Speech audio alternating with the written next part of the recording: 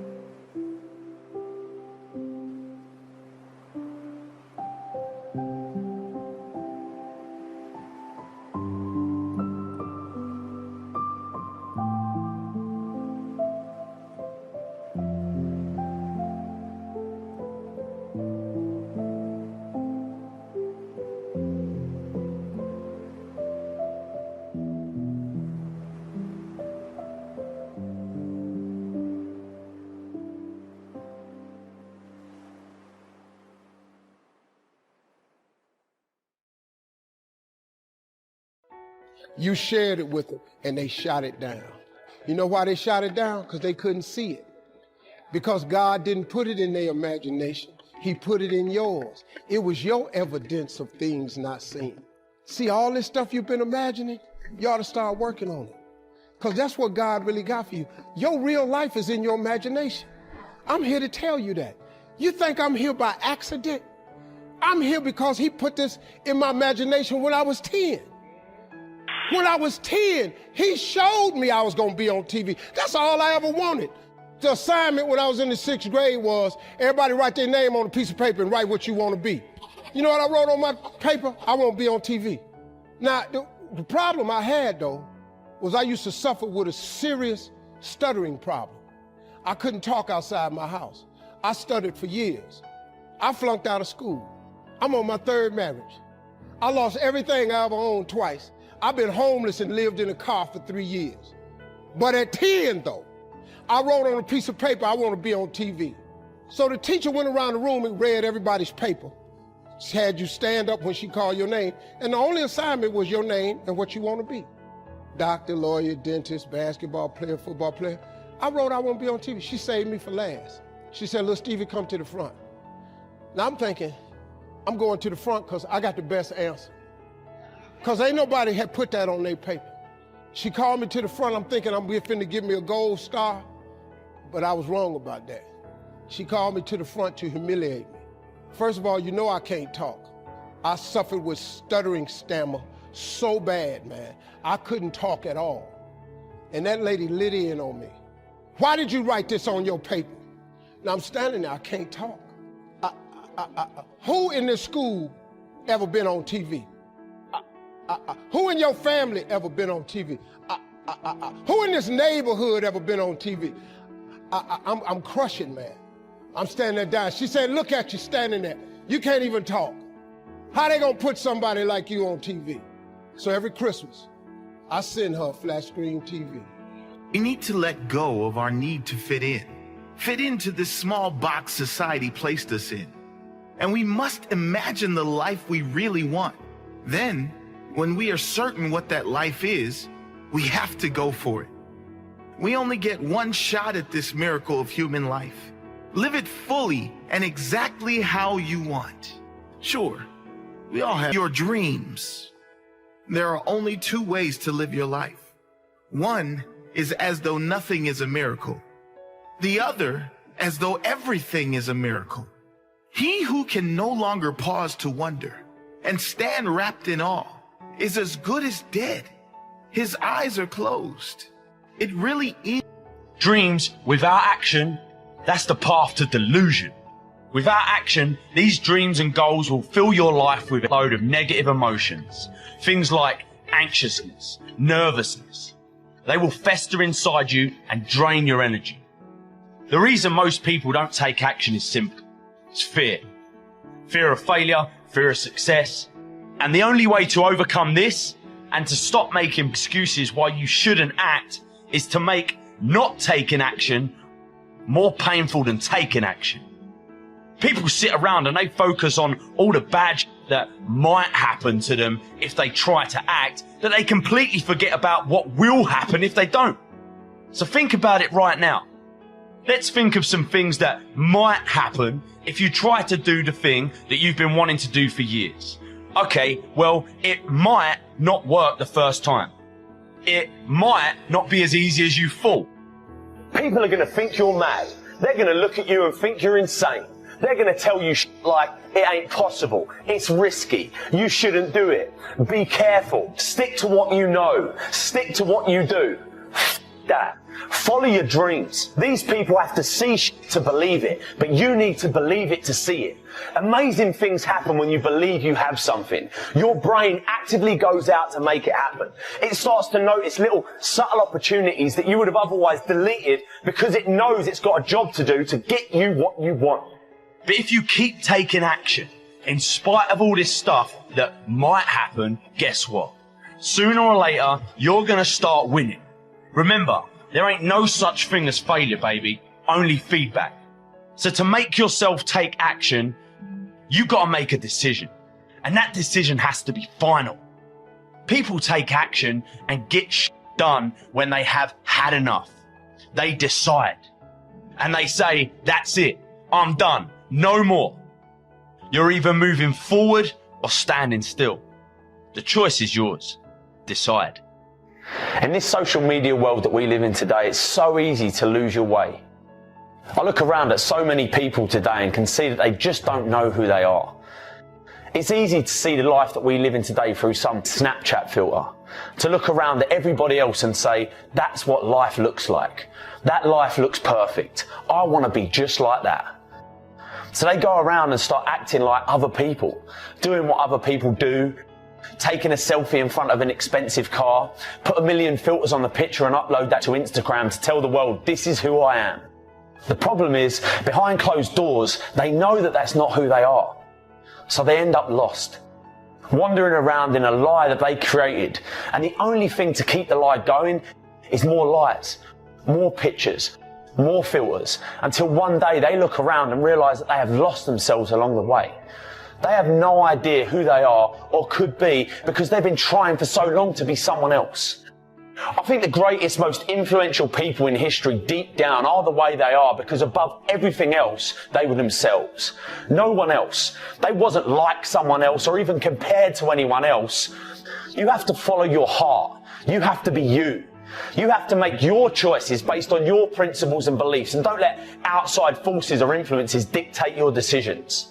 I believe it's our decisions that make us who we are, and more importantly, who we could be. So if you go through life always making your decisions based on someone else and what they might think, you'll never truly find yourself. It all comes down to how much you care about what other people think.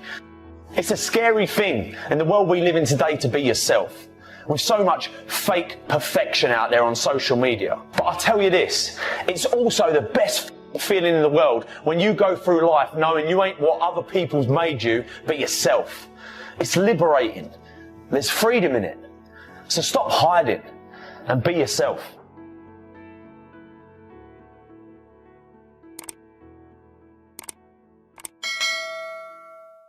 Everything was done to try to learn how to become a better basketball player. Everything. And so when you have that point of view, then literally the world becomes your library to help you to become better at your craft. So because you know what you want, the world's giving you exactly the information you need to become better at it. Because you know what you're looking for.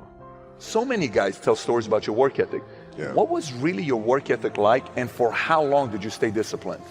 Well, I mean, every day. I mean, since 20 years. It was an everyday process, and trying to figure out strengths and weaknesses. For example, jumping ability. Man, my vertical was a 40, it wasn't a 46 or a 45. My hands are big, but they're not massive, right? So you got to figure out ways to strengthen them so your hands are strong enough to be able to palm a ball and do the things that you need to do. Quickness, I was quick, but not insanely quick. I was fast, but not ridiculously fast, right? So I had to rely on skill a lot more. I had to rely on angles a lot more. I had to study the game a lot more. And but I enjoyed it though. So like from the time I can remember when I started watching the game, I studied the game, and it just never changed. It's a good separation for me, emotionally, to be able to put myself in a place where at practice or when I'm training or during games, I switch my mind to something else. I switch my mode into something else, right? For me, it's the equivalent of Maximus, Decimus Meridius, and Gladiator picking up the dirt, smelling the dirt. It's go time, right? So that was my mental switch. It was like an actor getting ready for a film. You got to put yourself in that cage. When you're in that cage, you are that character. And then when you leave there, it's something completely different. But when I'm in that cage, bro, don't touch me. Don't talk to me. Just leave me alone. How did you get mentally and emotionally so strong where it doesn't bother you? Well, you got to look at the reality of the situation. Like for me, it's not, you kind of got to get over yourself. It's not about you, man. Like, okay, you feel embarrassed. You're not that important. Like, get over yourself. That's where you go. Get over yourself, right? Like you're worried about how people may perceive you, and like you're walking around and it's embarrassing because you shot 5 air balls. Get over yourself, right? And then after that, it's okay, well, why did those air balls happen? got it. High school, year before, we played 35 games, max, right? Week in between, spaced out, plenty of time to rest. In the NBA, it's back to back to back to back to back to back to back. I didn't have the legs. So you look at the shot, every shot was online. Every shot was online, but every shot was short, right? I got to get stronger. I got to train differently. The weight training program that I'm doing, I got to tailor it for an 82-game season so that when the playoffs come around, my legs are stronger and that ball gets there. So I look at it with rationale and say, okay, well, the reason why I shot air balls is because my legs aren't there. I go, well, next year they'll be there. That was it. Done. Done. Were there some names that you looked at and says, these three guys are as crazy as I am? At the time, I deal with what I've referred to as Goat Mountain. I went to Goat Mountain and I talked to Magic, Michael, Bird, Keem Olajuwon, Jerry West, Oscar Robinson, Bill Russell. So I would talk to them. What did you do? What were your experiences? Michael in particular, he's become my big brother. He's been my big brother since I first came in the league. And what was that process like? So I went to them and started understanding the ins and outs of the game and how they approach things and their level of detail and obsessiveness. And that's what I did. The players that had that passion but weren't willing to commit their entire lives to doing that, right? It's a choice. Right? You have other things. You have family. You have all these other things that you have to do. The game can't really be your number one priority. And so I was just looking at that like, man, this is going to be fun. Too many of you are stuck, and this is not going to work because. I stopped asking the question, how long will it take? And I started asking the question, how far can I go? And everything changed that day. For people that don't understand the fixed mindset versus the growth mindset, how would you just summarize it right here? So a fixed mindset is somebody who believes that their talent and intelligence are fixed traits set at birth. Somebody with a growth mindset believes that their talent and intelligence are malleable traits that will change with disciplined practice. And once you go from the fixed to the growth, then all of a sudden everything changes because you realize I'm not good at that yet. And just by putting that appending word on there, you realize, oh, okay, so if I wanted to put energy into that, I could get extraordinary. See, in the real world, nothing comes easy. You have to put in the effort. You have to put in the blood, sweat, tears. If it doesn't hurt a little bit, if it doesn't sting a little bit, if it doesn't make you a little uncomfortable, you probably won't get very much out of it. People see the 30%. They don't see the 70% of not making it or not getting what you want. Your outcomes in life are often a lagging measure of your habits. We think the thing that needs to change is the bank account or the test score or the number on the scale, but actually the thing that needs to change are the habits that precede those outcomes. But I changed from a goal mindset to a growth mindset. I switched my mind to something else, switched my mode into something else, right? For me, it's the equivalent of Maximus Decimus Meridius in Gladiator picking up the dirt, smelling the dirt. It's go time. You got to put yourself in that cage. When you're in that cage, you are that character. So everything I saw, whether it was TV shows, whether it was books I read, people I talked to, everything was done to try to learn how to become better. Everything. And so when you have that point of view, then literally the world becomes your library to help you to become better at your craft. You're either moving forward or standing still. The choice is yours. Decide. In life, you have two situations. You are either born with too much because your parents are rich and they got you, or you're born with too little. And both are strengths and weaknesses. Your mindset decides it. My freshman year, I don't play a lick. And before I knew it, I lost my mindset again. I began to recalibrate. Everybody doesn't play in the NBA. I'll graduate in 4 years. I just go get a good job. It's okay. And at the end of my freshman year, my daddy called me on the phone. He asked me a question. He said, son, you're not playing. Why not? Politics, Dad. It's political. My father asked me a question. He says, how did your coach get paid, son? I said, Dad, he gets paid to win. He says, okay, son, if your coach gets paid to win, won't he play the players to give him the best chance to win? He said, son, you got recruited, you took all your visits, you chose Minnesota. You took the time, you chose Minnesota. You told me that you're going to turn that program around. You told me you're going to graduate in 4 years. You told me you're going to make more money in business than you did in sports. One of the core values of our training and development called family was accountability. That was a core value of that training and development organization called the Bond Family, accountability. He said, so go back and do what you said you're going to do. My father reminded me of what I said I was going to do. I went back to my coach's office. I said, Coach, what do I need to do to play in the NBA? He looked confused. This is what I told him. I'm going to become somebody different. What do I need to do to play in the NBA? I'm taking this thing to the next level. We're about to rise up. So for you to be passionate, your logic and your emotions need to be intertwined. See, some of you guys have the intellect and some of you guys have the passion, but you have to have both to be successful in this business.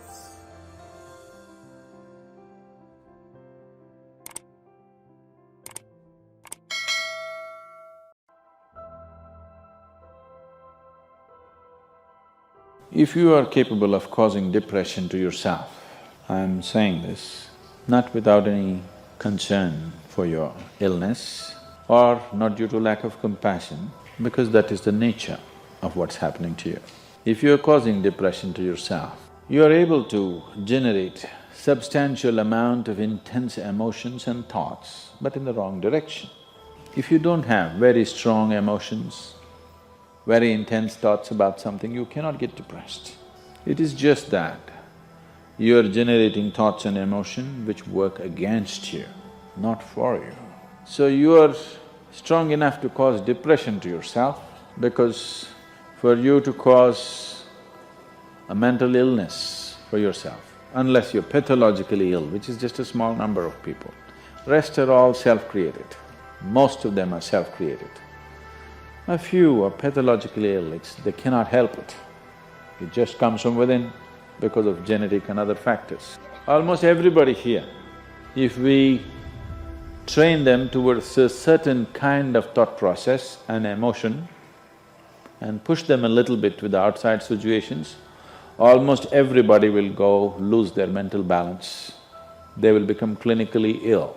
They can be driven to madness, I'm saying, because the line between sanity and insanity is very thin. People keep pushing it. You get angry, you're pushing the line. It's a thin line.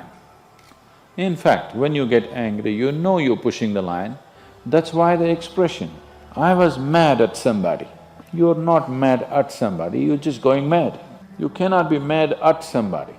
You're just pushing your sanity, the boundaries of sanity, and moving into insanity for a certain period of time and coming back. You do one thing every day, you try this. 10 minutes a day, try intense anger on somebody. But you will see in 3 months' time, you will be clinically there. Yes, just try it if you want, because if you keep pushing the line, you go mad and you come back, you go mad and you come back, one day you're not able to come back, that's all. One day you're not able to turn back, then you're clinically ill. You must understand, even if you got angry for a moment, you're already ill. Maybe you don't get the certificate of diagnosis.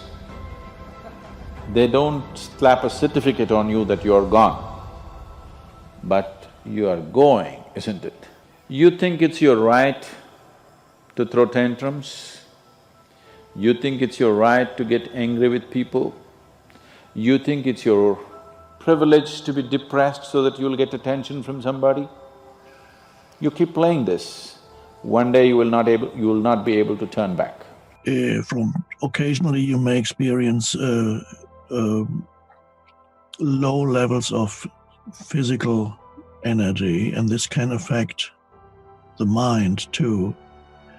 The important thing is, first of all, when you talk about being depressed and so on, to see whether there is what kind of thoughts are being created in your mind during that time. Ask yourself whether, or examine whether the certain types of thinking create that feeling of depression. Thoughts like, oh, it's all pointless anyway, or what's the point of it all? I hate this world. There's no point in even struggling anymore. I'm fed up, completely fed up with life. I can't take anymore. That type of thinking. Are you aware what is the relationship between the emotion that you feel and your thought processes? Are perhaps your thoughts creating that emotion? Or could it be that the emotion is creating the thoughts? So when you are depressed, there will be certain thoughts going through your mind, and probably there will not be pleasant thoughts. So be aware of the relationship between what you're feeling, this depressed feeling of sadness, depression, you feel dejected, and your thought processes.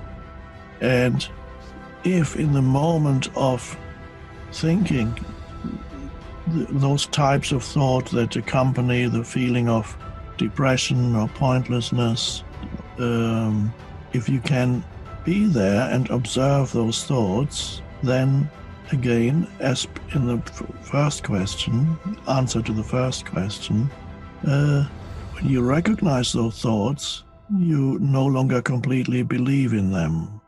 You recognize them as a conditioned movement in your mind, and then you may be able to come to an acceptance of whatever it is you're feeling at this moment without adding the baggage of thought to it.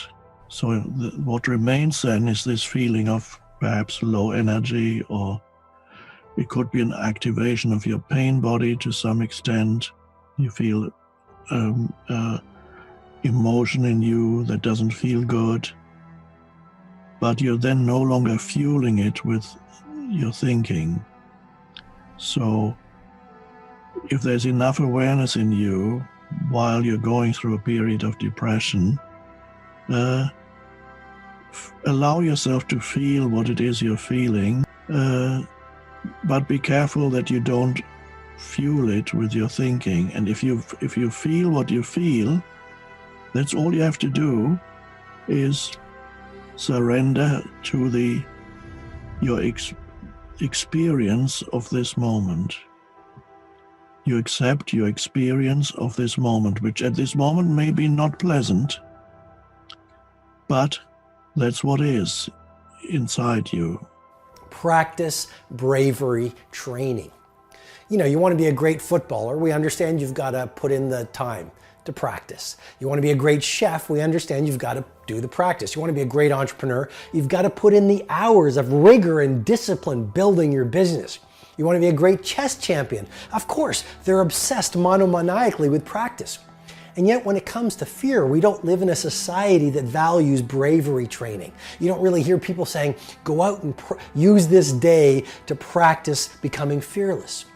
And yet, you know, we all know the 10,000 hour rule. We all know the 10-year rule pioneered by Anders Ericsson at University of Florida, the preeminent researcher in the field of exceptional performance. And that 10-year rule has now been popularized by a lot of authors. But what he found was this: if you look at any great performer, they had one thing in common. They spent the equivalent of 10 years or 10,000 hours practicing their skill before the first signs of genius showed up. And so to become fearless, why not find some time every day to practice becoming fearless? Why not use whatever irritates you or frustrates you or frightens you during your day as bravery training? So let's say your supervisor walks in and says, you know, tomorrow I'd like to give you to give a presentation on that project you did so brilliantly on. And start to pay attention. You notice you start to feel afraid. Develop the mindset where you say, okay, I'm going to say yes, because that is bravery training. Let's say you go home and with your intimate partner, you want to speak up, you want to say something. Maybe you want to ask for more love. Maybe you want to ask for one of your needs to be met because you feel it's unmet. But then you feel, well, what if he or she judges me? What if I get laughed at? What if they think I'm strange? Develop the mindset where you recognize that everything that scares you is bravery training. Okay, so what I'm suggesting on the first insight is really practice becoming fearless, and you will become a fearless human being.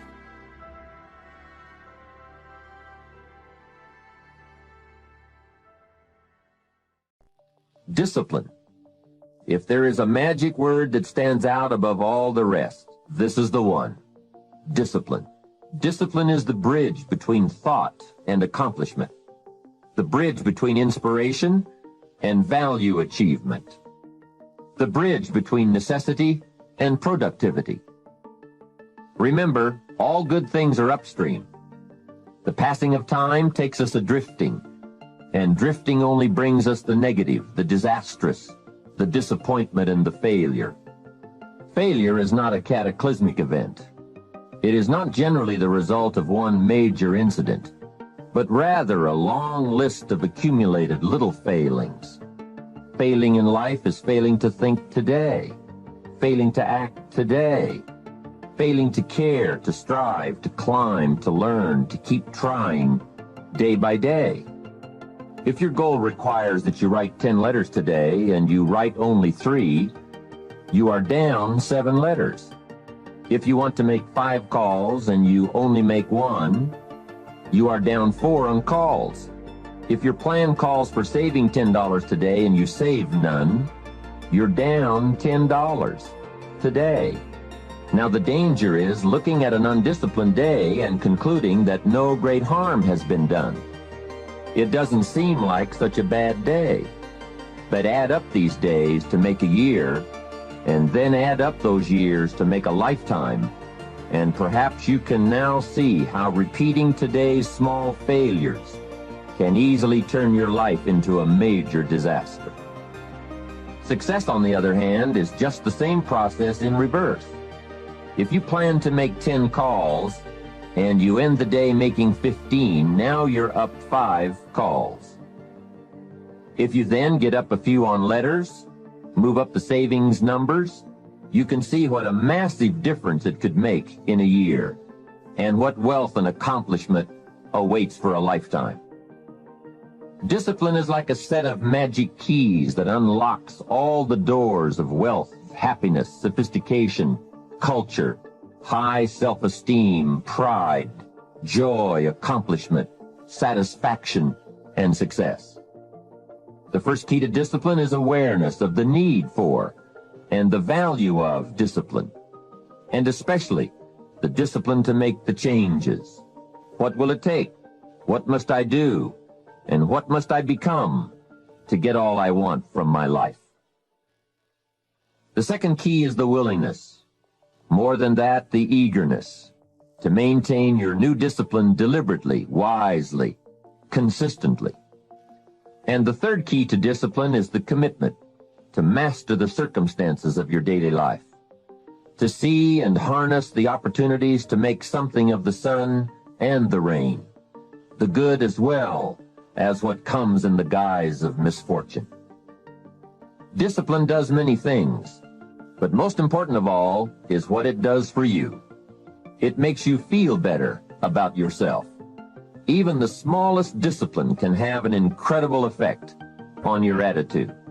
And the good feeling you get, that surging feeling of self-worth that comes from starting a new discipline, is almost as good as the feeling that comes from the accomplishment of the discipline.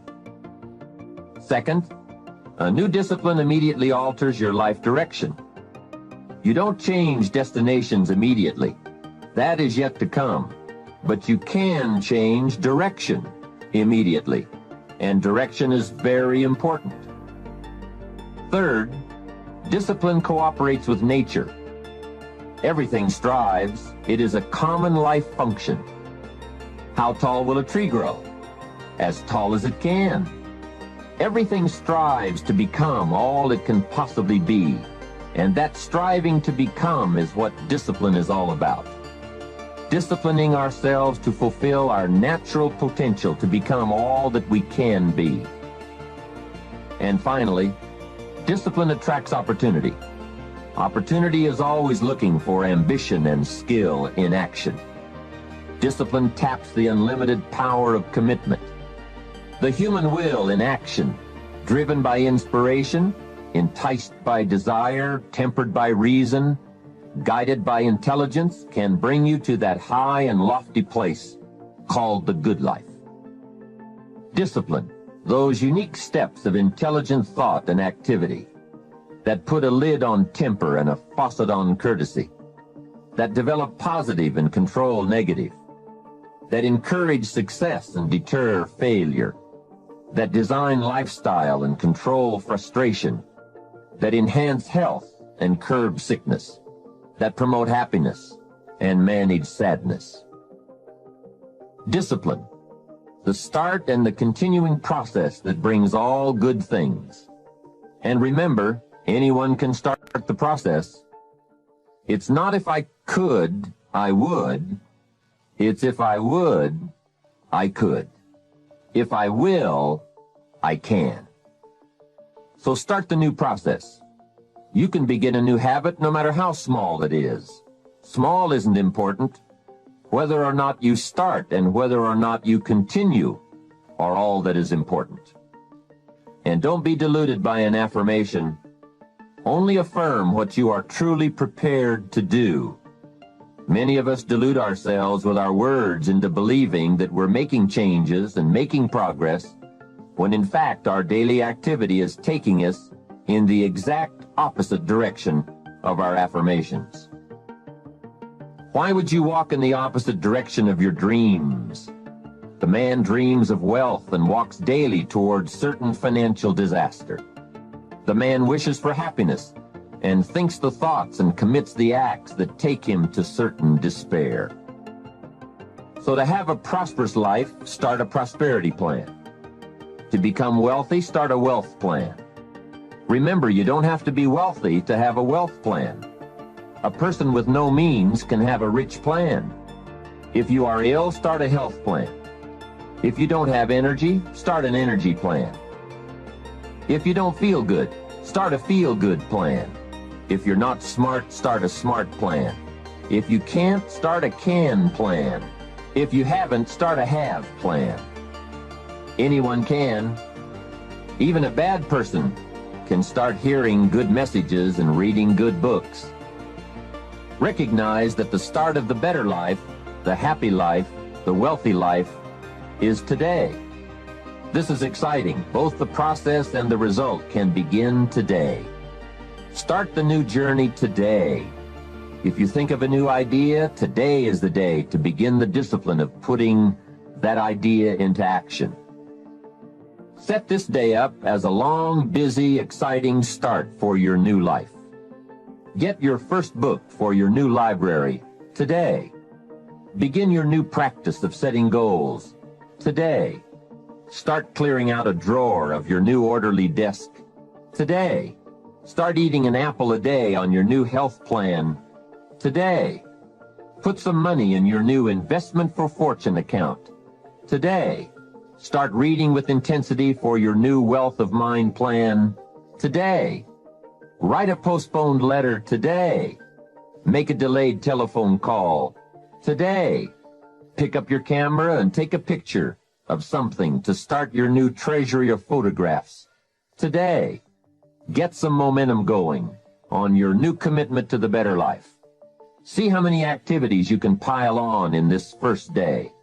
Go all out. Break away from the negative downward pull of gravity.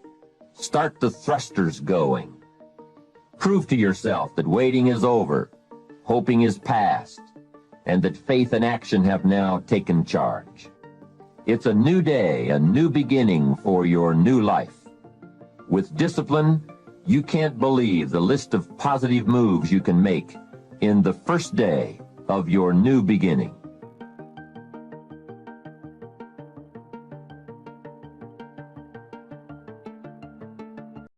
Hi, welcome back to Mind Control, where we inspire and motivate you. Hope you enjoy the video. It would not have occurred to me to blame my philosophy. Say, well, I got this lousy philosophy, and that's how come I got pennies in my pocket and nothing in the bank. Things aren't working well. That would not have occurred to me. I found it much easier to blame the government, much easier to blame the tax problem. I used to say taxes are too high. See, but you can't use that anymore. I threw all that old excuse stuff away. I used to blame the traffic, the weather, used to blame circumstances, right? People say I'm too tall, I'm too short, I'm too old, I was raised in obscurity, raised on a farm, parents of modest means, all the stuff. If you were to ask me, how come you find yourself here, Mr. Rohn, age 25, living in America, land of abundance and opportunity, pennies, zero in the bank, not doing well, creditors calling, it would not have occurred to me to blame my philosophy. I found it easier to blame the company policy. I used to say, if this is all they pay, how do they expect you to do well? So I figured that, you know, my future was going to be tied to what everybody else was arranging, the economy and, right, interest rates. I used to say things cost too much. That was my whole explanation, not my philosophy, until my teacher taught me better that this is where the problem was, my own personal philosophy. Here's what's exciting about each person's personal philosophy. That's what makes us different than dogs and animals and birds and cats and spiders and alligators. That's what makes us different than all of the life forms. The ability to think, the ability to use your mind, the ability to process ideas, and not just operate by instinct. In the winter, I'm telling you, the goose can only fly south. What if south doesn't look too good? Tough luck. It can only fly south. But see, human beings are not like a goose, can only fly south. I mean, you can turn around, go north, you can go east, you can go west, you can order the entire process of your own life.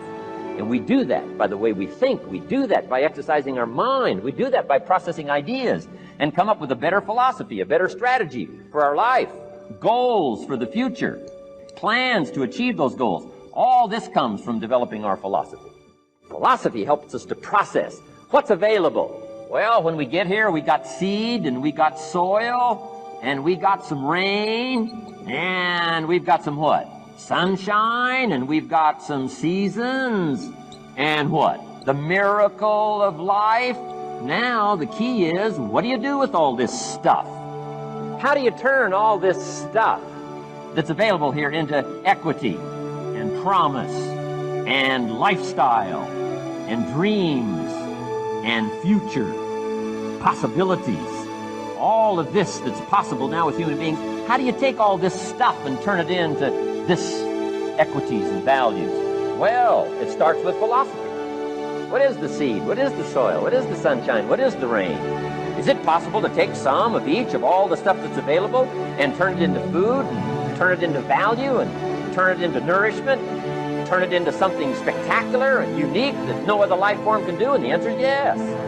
But you cannot deal with all this stuff and what to do with it unless you start refining your philosophy. Think, use your mind, come up with ideas, and strengthen your philosophy. So the seed and the soil and the rain and the sunshine, this is called, you know, the economy and the banks and the money and the schools and everything that's available out there, processing information, what to do with all that, and turn it into equity and value. That is the major challenge of life, my personal opinion. So each person's personal philosophy now is going to determine what you're going to do with seed and soil and sunshine and rain and miracle, the change of seasons. That's it. My personal opinion. Each person's personal philosophy is like the set of the sail. That's what this seminar is for today. Help you to trim a better sail. You don't need a better economy. You don't need better seed and soil. In fact, when it comes to seed and soil and rain and sunshine and seasons and the miracle of life, that's all you got. Now, what if you blame this stuff? Then you're blaming all you got. If you blame the economy, and you blame the schools, and you blame the teachers, and you blame the sermons and the preachers, and you blame, you know, the marketplace, and you blame the company and company policy, what else is there? When some people get through with their blame list, there isn't nothing else. That's all there is. And if you blame the only thing you've got to work with, I'm telling you, it's called mistake colossal. In not understanding that that's all you've got to work with. And if this is all you've got to work with, then you don't change the seed, and you don't change the soil, and you don't change the rain, and you don't change the sunshine, you don't change the seasons. Right? Guy says, I'll take 3 springs, 4 summers, 9 falls, no winters, and no! You can't fool with this stuff. You got to take it like it comes. Then what do you change to make your life work well? You got to start with your philosophy. Now, once I understood this, here's the formula for failure: errors in judgment, being lax about developing your own personal philosophy. I'm telling you, it's called accumulated disaster. It doesn't matter whether it's your health or your bank account. Guy's got an empty bank account, probably has high cholesterol. Why? Over the last 6 years, he never paid attention to either one. And it doesn't matter whether it's $1, whether it's your money, or whether it's your cholesterol count. All you got to do is commit the errors, and just because disaster doesn't fall on you at the end of the first day that you don't eat an apple. You say, well, I didn't eat an apple today, and tonight I'm not ill. Well, you got to be brighter than that. Someday you got to leave first grade. Now let me give you the secret to success. Formula for failure: a few errors in judgment repeated every day for 1 month starts the weakness, starts the disaster process. You can imagine what happens in 6 years. Now here's the formula for success: a few simple disciplines practiced every day. And you've started a whole new process called a whole new life. A few simple disciplines practiced every day. And if you decide today to go for the apple instead of the Hershey bar, I'm telling you, you have begun the process of turning your life around. And if you keep up that process, not only with your health habits, but with your money habits and with your communication habits, with your sales habits and management habits and every other habit that you've got, if you'll start that process, eliminate the errors and replace it with disciplines practiced, I'm telling you, you can start this process of life change immediately. After today, you don't ever have to be the same again. Only by choice. You don't have to walk out of here the same as you walked in today. Only by choice. You can start a whole new process. And you say, well, Mr. Rohn, is it that simple? Yes, it's that simple. Where else would you start but with an apple? You don't have to start with something staggering. What if you should be walking around the block for your good health and you don't? What'll that do in 6 years? I'm telling you, the word is disaster.